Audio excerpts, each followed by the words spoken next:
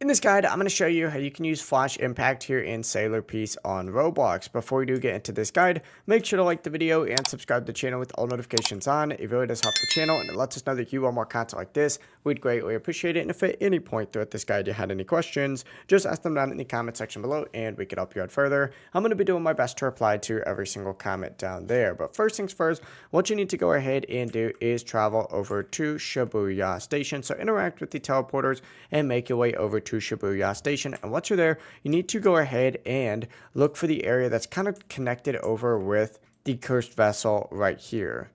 If you're looking at where he actually spawns in, it's going to be right over here on top of this building. So make your way up here. You're going to see this little guy just like so. Interact with him.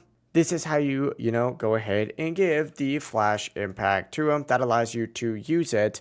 To actually farm it, you just got to go ahead and continuously farm the cursed vessel himself, but that's the full process. It really is as simple as that. If you guys had any questions, ask them down in the comment section below and we could help you out further. I'm going to be doing my best to reply to every single comment down there. Before you do leave this guide, make sure to like the video and subscribe to the channel with all notifications on. It really does help us out and it lets us know that you want more content. Have a great rest of your day though.